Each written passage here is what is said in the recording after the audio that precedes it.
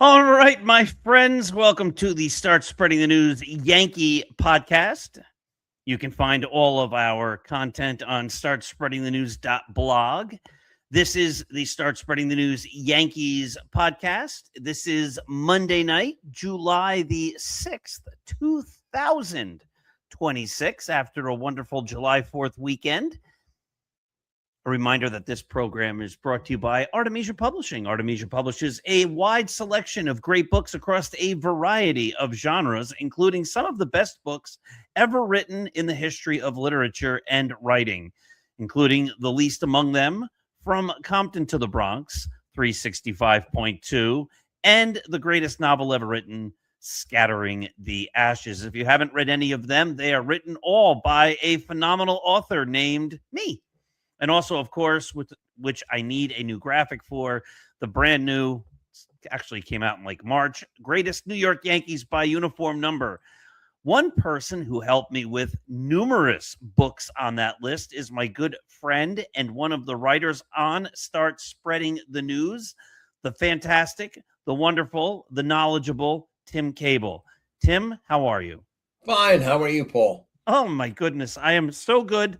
Not only that you're here, but after what I think we've spent the last 17 hours trying to figure out how to make our sounds work between us, and we finally got it fixed. So it's good to hear you.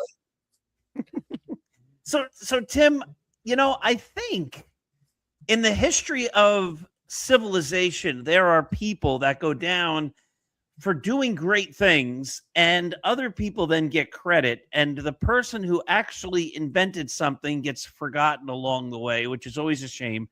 But I think it was you who coined the word boon swoon a number of years ago, which is now all over everywhere. But I think you coined it. I did, and as you noted, I get zero credit. I'm gonna coin this one now. Boon voyage. All right. So how much longer do you give Boone? How much longer can the Yankees stick with him as the manager? Well, I've said for a few years that they should get rid of him. I think logically, if they're going to do things in a smart way, which I doubt they will, but if they were to do so, we have 4 games against the Rays, and the Rays are in first place, and the Rays have been playing much better than the Yankees of late. If the Yankees lose 3 out of 4 or get swept, then I think the All-Star break would be the time to cut ties with Boone and bring somebody else in. Now, I agree with you, and I think we've both been beating the Boone bandwagon of it's time to move on from him for years.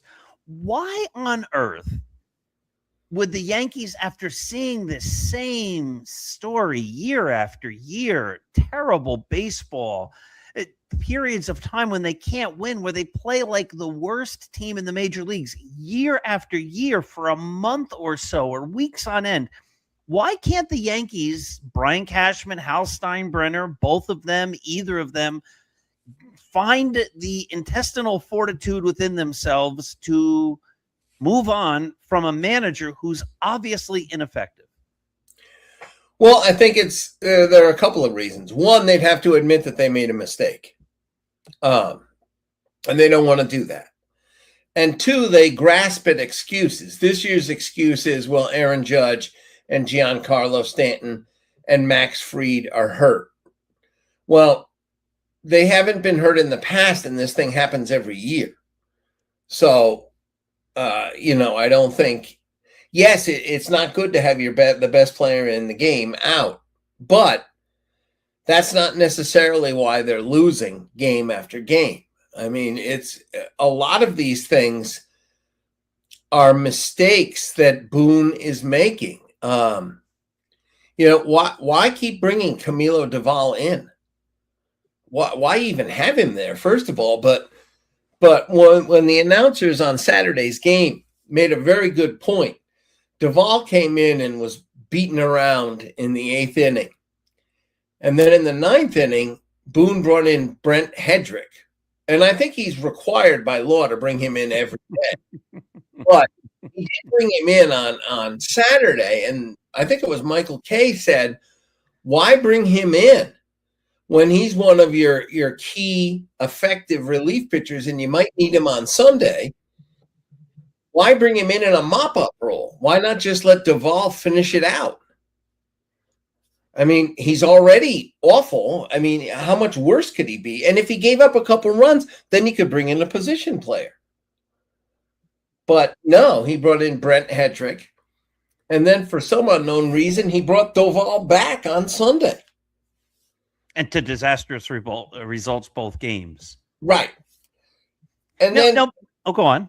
And then when he says Friday, Susan Waldman came on in her sparkling 4th of July ensemble and said, hey, Aaron Boone said that Jose Cabrera is going to be the shortstop moving forward. He's the shortstop.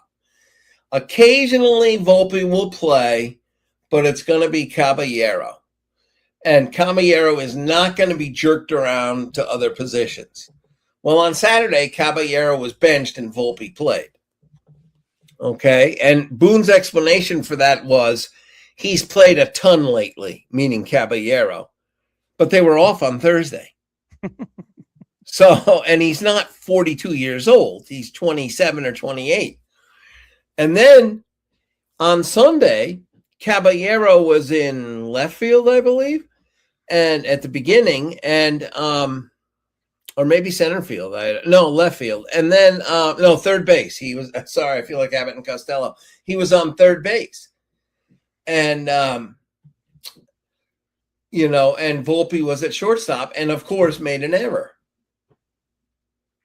So if you're running the Yankees and your manager, and this is not the first time this has happened. Remember last year, he's saying something about, Aaron Judge is fine. He can throw. And Aaron Judge is saying, like, no, I can't throw. I mean, there have been a million instances where Boone has said one thing and the players have contradicted him, or he has said something like, this guy's not going to play, and the next day he's playing, or he's going to play and then he doesn't play. I mean, we've seen, if you're the people running the Yankees and the person who is the mouthpiece of your organization, who's supposedly one of his supposed talents is communication, and he continually makes statements that are untrue or falsifiable, or they don't last from one day to the next, or that demonstrate he has no communication. If you are the Yankees, why would you want this person representing your franchise? I wouldn't. But I don't know why they do, but I wouldn't. I think it's well past time for him to go, as you have stated repeatedly. And I think, at this point, the way they're fading, and this is just the beginning of the swoon. This isn't, I know Susan Waldman and Dave Sims were saying the other day, well, once Trent Grisham and Ryan McMahon get back, watch out. Well, maybe Grisham, but McMahon, I wouldn't bank on him. So if he's the savior, then we're in a lot of trouble. So I just think, at this point, it's time for Boone to go.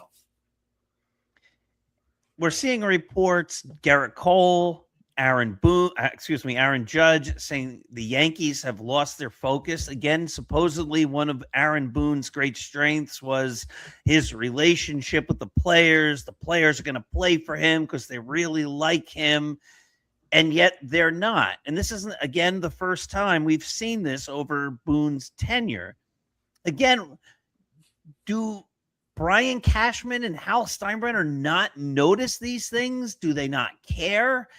As a fan, what are you supposed to take from that? Like, the manager's not even motivating his team, and yet he's still the manager. Right. And not only is he not motivating the team, I think there's a bizarre focus that Boone has on himself. In other words, he's taking batting practice the other day. Why? And then a year or so ago, during spring training, it was this whole big focus on him trying to hit a home run in batting practice on his 50th birthday. Who cares? That's not what he's there for.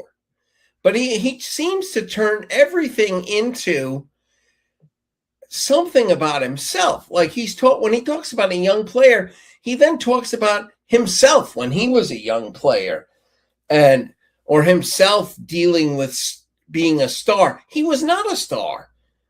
He was okay. He had one home run that he has milked more than a team of Amish farmers. I mean, it's just constant. But he's not he wasn't a great player, but he seems to think that he was, and he thinks he's a great manager because he gets very defensive and arrogant when he discusses. If anybody dares question one of his moves, he either gets snotty or just, says something incoherent and dismissive. It's amazing. Now, I just put this up on the site. I put a whole bunch of tweets that are out there. And this is from some guy named Star on Twitter or X. And he writes, per @JohnBoy, Anthony Volpe is the only player in MLB history to have more than 1,800 plate appearances and under a 285 on base percentage. The only player. So why on earth would the Yankees keep rolling him out there? You said that Susan Waldman was interviewing Boone on Friday and said, we're not going to play Volpe. Obviously, he's not playable. Now we're seeing that he's the worst player in the history of baseball after 1,800 plate appearances. The only one of them not to have a 285 on base percentage. His OPS plus is now at 89 for the season. He's never cracked 90 in any of his 4 seasons. What's the fascination? Why? I mean, nobody likes to admit a mistake. I get it. But when you make a mistake and you just compound that mistake year in and year out and you just continue to do it, isn't that the definition of insanity? It is. But what happens with Volpe, I think, is Volpe's not very good. We all know that. But Volpe can have a flash or two of being reasonably good for a couple of days. And when that happens, everybody's like, oh, look, he's turned the corner. This is it. And then he plays for 2 weeks. He doesn't get a hit for 27 straight at bats. And then all of a sudden, when you're ready to pull the plug, he gets 4 hits in a row. It's kind of like, but not as good, when Sugar Ray Leonard used to box and he would steal rounds. Marvin Hagler, that was, I remember that fight. He would come with a flourish at the beginning, at the end, but do nothing in the middle. And he would steal the round because that's what the judges would see. And they would say, wow, you see the way he ended that? And that's kind of what Volpe does, but not to that level. I think, and Volpe is useless as a bench player because he can only play one position. That's it. He's not a Swiss Army knife. He's a stick. He can't play all these different positions like Caballero can. And Caballero can play multiple positions, but his best position is shortstop. I mean, I think he would be a fine second baseman if need be, but right now you have Jazz there. So I don't know. I just think that Volpe, because he can only play the one position, and he's become a terrible base runner. I noted the other day how his stolen base success rate has gone down every season, including this one. When he destroyed that inning by getting thrown out, with one out in the ninth inning, I think it was, and then Spencer Jones hit a pop out or a fly out. Yeah. And which you can't, I mean, people pop out and fly out, but getting thrown out for no reason was, if you're going to steal that base, you better steal it. Well, that, again, his supposed greatest strength was stealing bases. When he came up, when he was coming through the minor leagues and he was the new Yankee, the whole thing was this guy. You want to talk elite. Ricky Henderson wishes he was as good as Anthony Volpe is going to be at stealing bases. You can't get him. I mean, if he's on first, you might as well just put him on second. The other thing and his success rate goes down every year.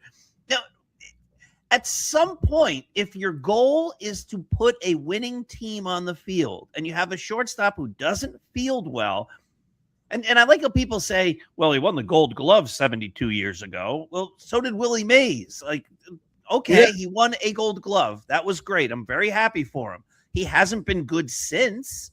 No. So if your goal is to win, why do you keep playing a guy who can't hit, who doesn't field well, and when he gets on base, and he doesn't get on base often enough, he gets thrown out most often trying to steal bases. Every year he gets thrown out at a higher percentage. And it's interesting when you look at, because I like to look at these things, how Volpe is treated in comparison to the other young Yankee players.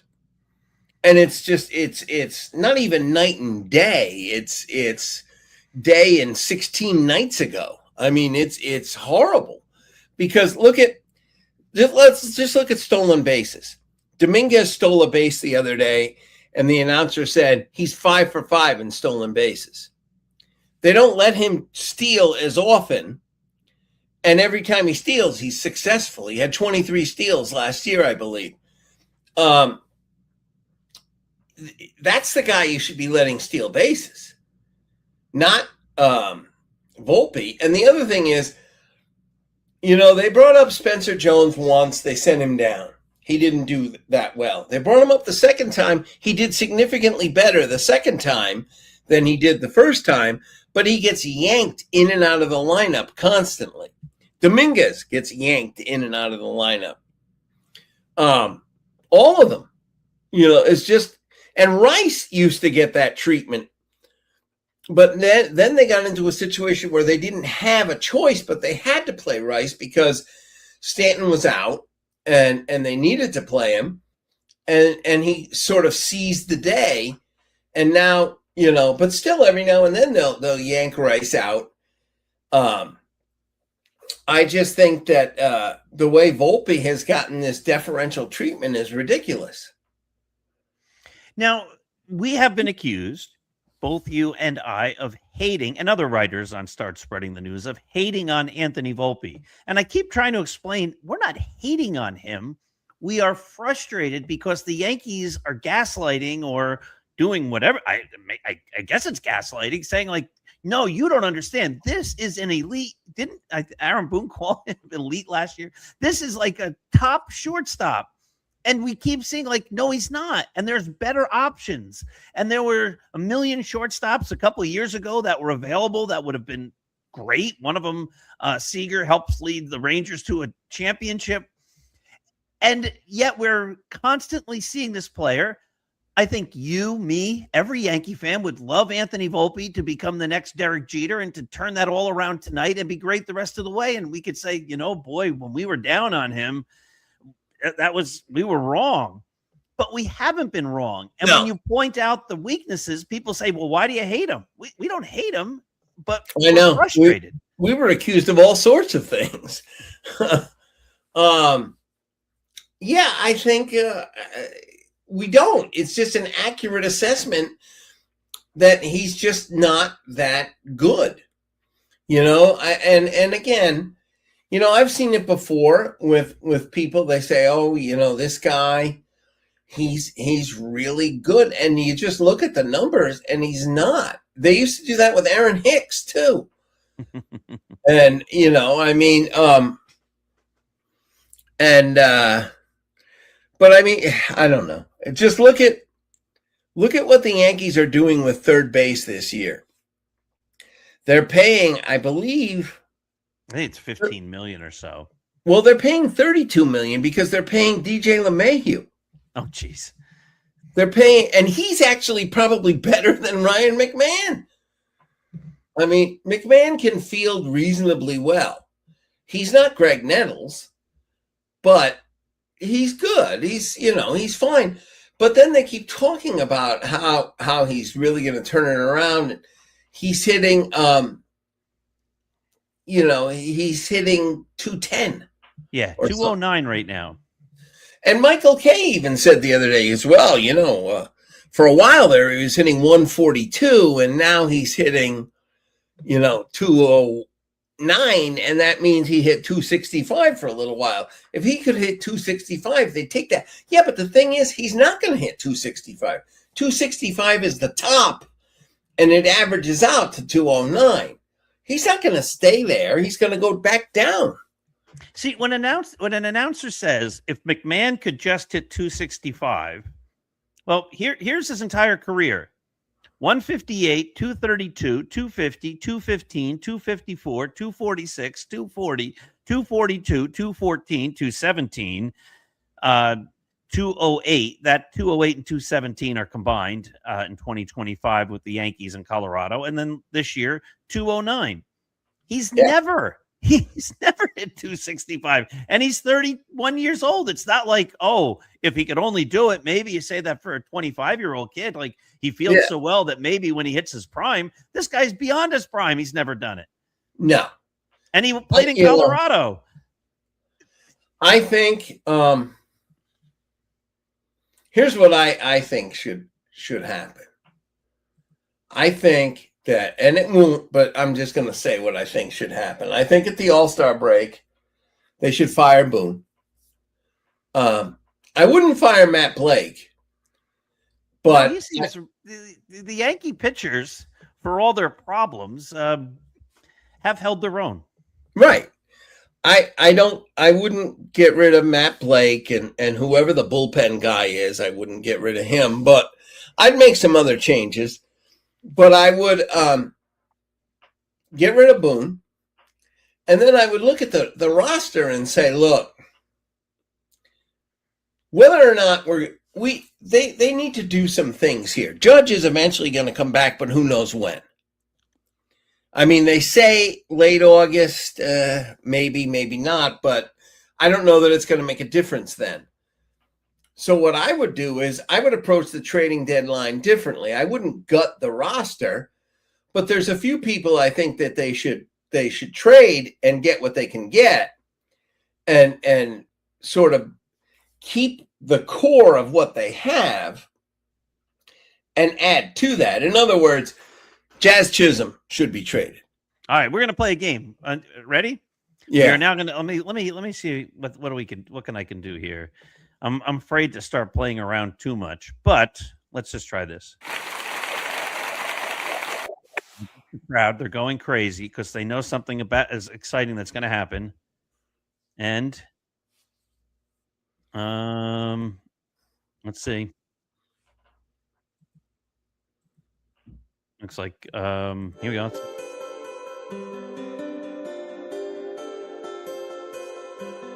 Are we at the prom? I don't know. It was called Acoustic Cinematic. I thought it might be a little bit exciting. But anyway, we are now, I was going to have like da da da da. Looks like I don't have that available at this moment. So we are going to play a new game called Tim Kabel Keep or Stay. And so we'll go through. You're the GM. It's the All-Star break. We have fired Aaron Boone. And I'll just give you the names of the guys. Who should we keep and who should we get rid of at the trading deadline? And I think, are you in agreement that this is like, it's silly to go for it this year?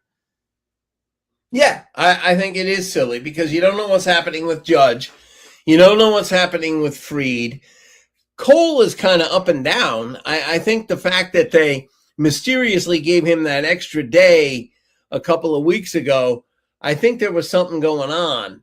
And, whether he's arm weary or has dead arm, as they say. And you can't expect a whole lot of a guy who just missed a year at 30, whatever amount of years old, 35 years old or whatever he is. Like, so I think we're in agreement. Now, the Yankees could win the World Series this year and make us feel foolish for trying to throw in the towel. But I think the idea at this point is let's try to build a team that's going to be able to be competitive going forward with a manager who might be able to lead them. Forgetting the manager, I know who your pick is. It would be Shelley Duncan. I have no way to say whether that's good or bad or indifferent, but he's been a good minor league manager, so why not? At least he knows how to manage, which is something Boone doesn't know how to do. But let's just talk about players. Here we go. Ben Rice. Keep. Paul Goldschmidt. Well, he's only signed for the 1 year, but if you could get something for him, I'd trade him. Agreed. Jazz Chisholm. Gone. Agreed. Anthony Volpe. Double gone. Send him out, bring him back, and send him out again. Ryan McMahon. Gone. Me too. All right. Cody Bellinger. Keep. Spencer Jones. Definitely keep. I know you're high on him. I'm less high. Jason Dominguez. Definitely keep. Aaron, so far, except for Spencer Jones, we're right in the line. Aaron Judge.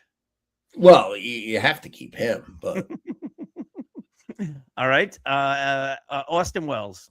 Gone. JC Escara. Well, he's okay if he's your backup, he's fine. Okay. Giancarlo Stanton. Well, here's what I think. I think he should have played. This is it. I don't think he should play for the Yankees again. He needs to go because if he does come back this year, we're just going to do this same dance again next year. And that's his final year. Enough's enough. Stop, because you invest time and hope in the fact that he's going to do something and he doesn't do anything. That's it. Just move on from him and get somebody else. I made the comment somewhere in the comments, I believe, maybe earlier today on Start Spreading the News. People are saying, well, one reason the Yankees are losing this year is because Stanton's hurt. My reply to that is, if you're building a team, and again, I'm a big Giancarlo Stanton fan, but if you're building a team around Giancarlo Stanton being healthy, that's a foolish design at the start. Right. So you can't say, well, he's hurt. We're so surprised. I mean, that came out of nowhere. Oh, no. You had to expect that he'd be gone for months on end because he's always gone for months on end. It's like the summer fair in your town. It happens every year. I love your analogies.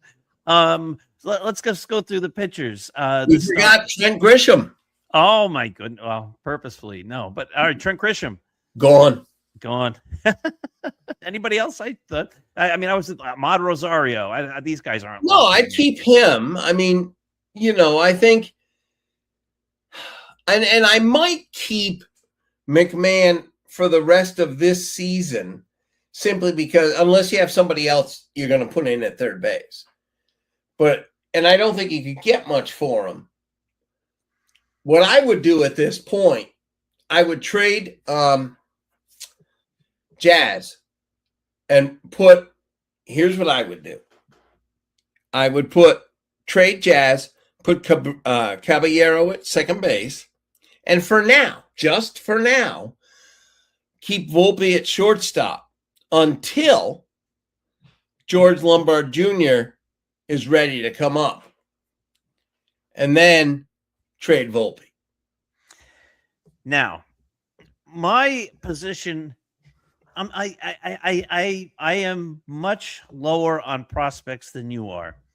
So I was told that Volpe was the real deal. Before that, I was told it was Oswald Peraza. Before that, I was told for the Angels. It was Tyler Wade. Before that, I was told I can't even name them all, right? Like year after year, this guy. Why should I believe in George Lombard Jr.? Well, because it's not just the Yankees people who rank him highly. He's ranked highly by almost everybody who reviews these minor leaguers. And also, he has demonstrated a pattern where every time he gets promoted, he struggles. But then, usually he struggles to the end of the season, but then when he comes back for the following season, he lights it up. He's done that at single A, double A, and now he's at triple A, and he was doing well until he jammed his thumb or something. He's on the IL right now, but he had been hitting much better over his last 20 games or so, and really had picked his game up. So, and he's already better than the Volpe. So, and he's considered to be an extremely, unlike Volpe, he's a very good fielder. So what I would say is, and again, some of them have panned out. Ben Rice came through the system. Not everyone's going to do it. For whatever reason, it was funny. Remember, they thought Austin Wells was going to be a tremendous hitter, but a lousy catcher. Mm-hmm. Well, he catches like he's catching eggs that he doesn't want to break. And he's good at that, but he's a terrible hitter. Awful. Year after year, too. There was a very interesting picture online where they had a picture of Aunt Bee from the Andy Griffith Show holding a bat upside down and said, "This is Austin Wells' batting coach." So, I mean, he's not. And then the other night he wandered into a play and the ball hit him in the head. I mean, I don't know. I just think not every minor leaguer is going to make it. I think that if Dominguez plays, you're going to see, I don't know that he's going to be a superstar, but I think he's going to be a solid player. I think he's going to be along the lines of like a Brett Gardner type. I think that's what you're going to see with him. A solid guy. You're going to be, you won't have to worry about if he's in left field or wherever it is he's playing. You think he's going to be able to field? Because he looks very awkward out there. No, remember the play that got him on the IL was one of the best plays of the year when he dove and he hit the wall. And he's made some good plays in right field too. I think, but he works very hard at it from everything I've read and seen. Because if you'll remember, some of these guys come up. Wade Boggs came up as a terrible fielder. That is true. Yeah, he turned himself into by the time all was said and done. And don't forget, Dominguez is only 23. Mm-hmm. So I mean, he's been in the system since he was 4 years old. But I think he's going to be a solid player. But what I was getting at is, you might not be able to get rid of everybody right now. But the guys you can get rid of who will bring you something back target a catcher. Target, and if you have a team that needs a left-handed bat, okay, in the playoff, a team that's a contending team, I don't know which one, maybe the Braves, for example, give them Grisham, and take, if they have a really good catching prospect who's ready for the majors, take him, and then let that guy become your catcher for the rest of this season. You know, because you need a catcher. No doubt about it. Yankees need a lot. That's part of the problem. They do need a lot, but catcher. And then I've read a lot of rumors that, you know, some things they do make a little bit of sense. They rebuilt their, you know, their scouting and their international development and minor league development staff because they had too many duds. And now what they've done is they have somebody, I can't remember his name, but he has a lot of connections in Japan and the Far East. And they say, and he just signed a pitcher from Taiwan that's supposedly a big deal. But they say that this year there's going to be a third baseman posted from Japan who's very good. Maybe they can target him. It would be nice if the Yankees were big players in that, you know, Japanese market again, because there was a time when the great Japanese, and I had an article up earlier today that talked about how the Dodgers, what people do when they argue is they make points and then they go back away from those points as if they never made them. So a couple of years ago, I was arguing that Anthony Volpe doesn't walk enough. And then in the comments, we saw certain people then say, ha, ha, ha, what a joke. You don't know what you're talking about type of thing. Like, and now everybody says 2 years later, Anthony Volpe doesn't walk enough. It was obvious from the start. A couple of years ago, there was commenters that said, well, when we would complain, writers on Start Spreading the News, myself or whomever would say the Yankees aren't winning, they should be winning. And the argument was, well, no team wins today. You can't build a dynasty today. Baseball's not designed for that anymore. And then I put an article today that said, well, the Dodgers have won 3 World Series this decade, and they're the best team virtually every single year. They're in first place every year from 2013 on. And then they make up other arguments. Well, it's obvious that if the Yankees were determined to be good and great, that they could be, but they keep making decisions that are contrary to that, including keeping a manager who can't even manage. I forget where I was going to go with the point that I was going to make here. I was going to build on something you had said there, and I lost my stream of consciousness as I was talking about the Japanese players. Oh, correct. And so people then say, well, the Japanese players won't go to the Yankees. They only go to the Dodgers. Well, that's because the Dodgers are really good. And if I'm a player coming from Japan, well, I'd like to go to the Dodgers because they're really good. But when players first started coming from Japan, a lot of them wanted to come to the Yankees. Why? Mm-hmm. Because the Yankees were really good. And if you think they're going to be great and build a great team around you, then you say, you know what, I'd like to go to the Yankees. That'd be cool to play in New York. Right. But if you see what dysfunction is there, you say, well, no, I don't want to go. Why would I want to be a Yankee? Like if you were a great Japanese player right now and you could choose any team and without your fandom of being a Yankee, why would you choose the Yankees? You wouldn't. But again, they don't necessarily even go after some of them. Correct. I mean, I said, and not that I'm a genius, but you're pretty smart. If Munetaka Murakami signed with the White Sox for 2 years, he would have come to the Yankees if they made him an offer. And I know he's been hurt, but before he was hurt, he had like the most home runs ever by a rookie before, by the end of June. And he's ready to come back now, they said.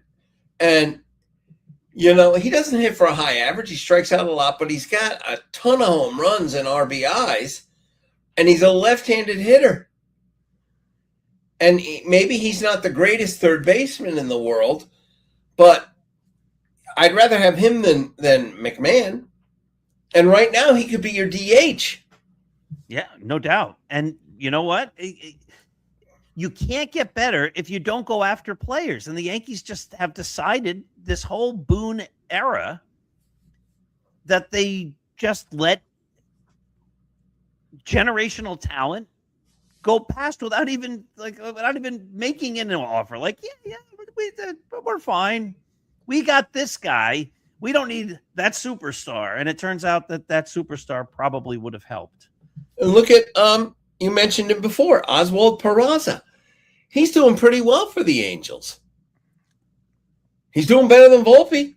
Yeah, well, they picked one, and it looks like they picked the wrong guy of the two.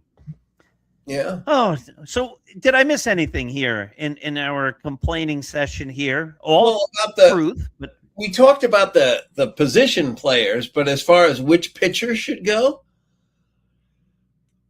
I would keep the starter. I'm not going to say get rid of Cole or Rodon or Fried no. You need them. They're if you're going to be competitive next year,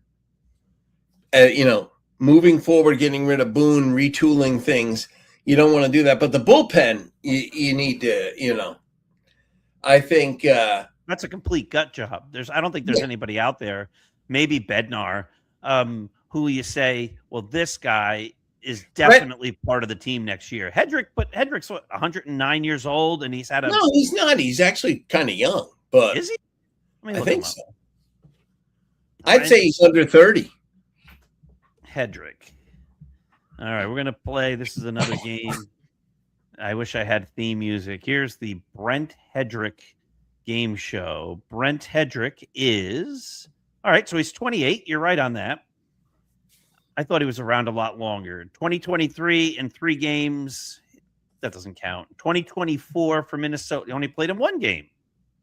So really his first major league chance came last year with the Yankees. 17 games, 3.13 ERA. This year, 44 games, 1.45 ERA. His ERA plus last year was 133. This year it's 291, which is crazy good. So, you know what? I thought he was like a Paul Blackburn, one of these guys that has been around forever. So, yeah, I would keep him. That makes sense. I would keep Hedrick. There's not much else out there. Maybe a Blackburn or a Yarborough, one of them just to eat innings. Mm-hmm. Eat innings. I know they called up the great and talented Angel Shavihi yesterday, but he's never proven to be anything good on the major league level. I would not abandon the notion. See, who's the guy they brought up? They've brought him up a couple times. Is it Cruz? They have. Yep. He throws like 102 or something. And he does well, and then they immediately send him back. I would bring him up and let him pitch. And once, what's his name? Lagrange is back from his shoulder. Yeah, but they say he's not going to throw for like 6 weeks. We might not see him till next year. Right. But if he comes in, he's able to pitch a little in September just to get him some major league experience heading into next year. I wouldn't abandon the idea of using him in the bullpen. I think that's where he's probably going to be best suited. But they have some other young kids that seem like they could be potentially good bullpen people. They had another guy, I forget his name, Lelane, I think it is. I'm not sure what level he's at, but he struck out, 12 or 13 guys in a game, 3 or 4 games in a row. Maybe he's somebody you could turn into a bullpen pitcher. Mm-hmm.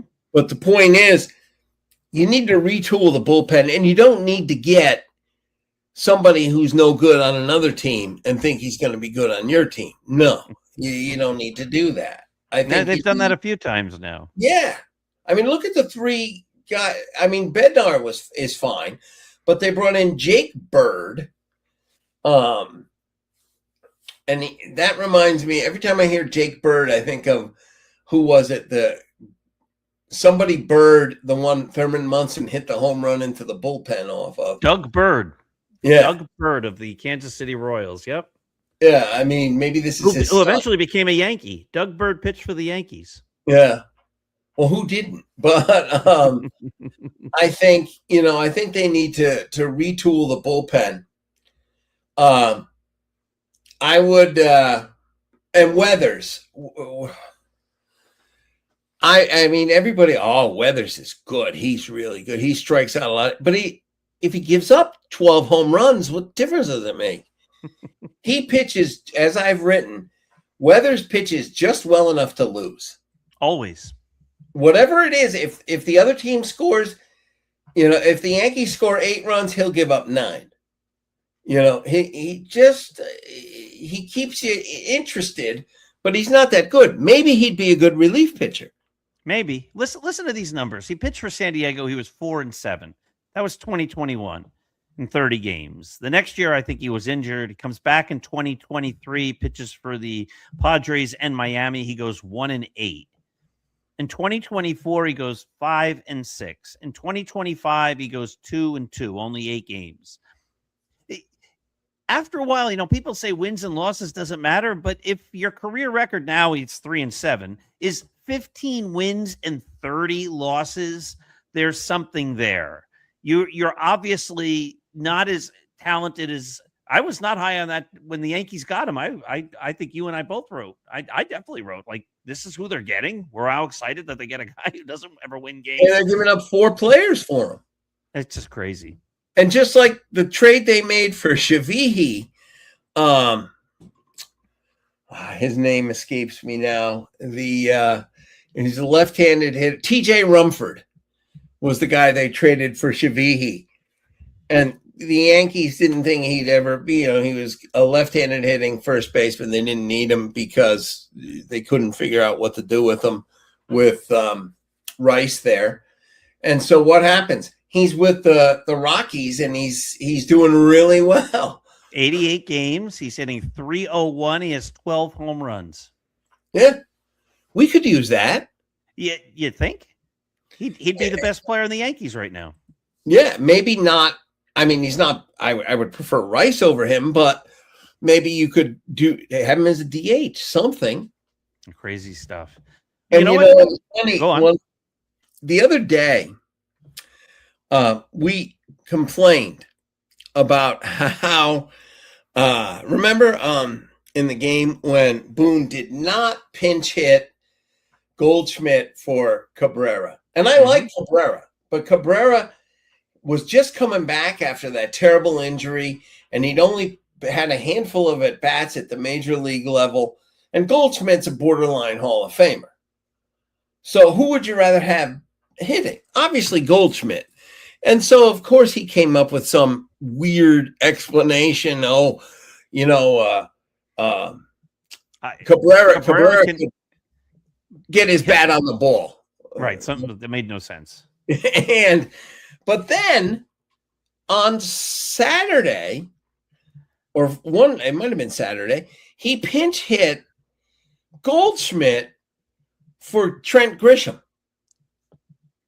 And Trent Grisham, I'm not a huge fan of his, but he had I think he'd hit a home run in the game, and I think it didn't make sense.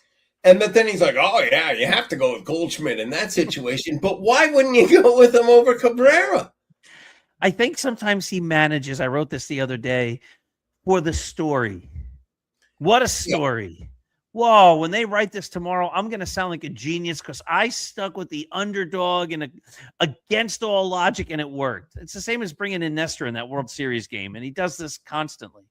He does that, and the other thing he does, he manages against criticism.